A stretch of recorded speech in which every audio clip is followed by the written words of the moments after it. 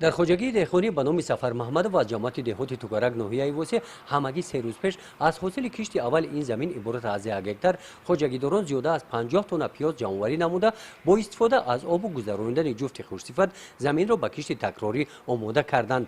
پگاهی بر وقت زیاده از 50 نفر اعضای خوجگی و کارگران کرایه در زمین دانه های تربوز میشینانند.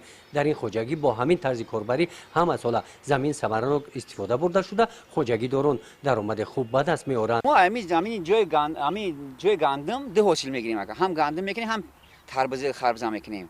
انا خیلی جای پخته 1 حاصل میشه.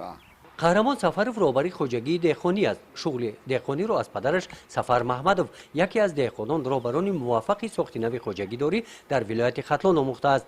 با تجربه از پدر گرفته قهرمان خوجگی را پیش برده هر یک وجب زمینی در اختیار خوجگی بوده را عاقلانه استفاده میبرند. در پهلوی این زمین در میدان 8 هکتار امسال پخته کش کردند. سال گذشته از چینک اول دورنما را اجرا کردند. امسال هم نشونوای نیالها در حال خوب قرار داشته الکی در حال شانه‌بندی قرار دارند. سال بعد نیست که همین بورونا وقت خطی اومد برای گندم برای مثال کشت کور وجهش نغزه.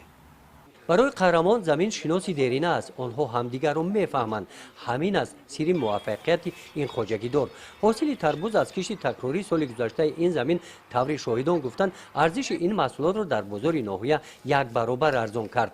قهرمان تکیه به مهنت حلال نموده با باوری میگوید که امسال از سال گذشته دیده از کشت تکراری حاصل بسیار به دست خواهد آورد.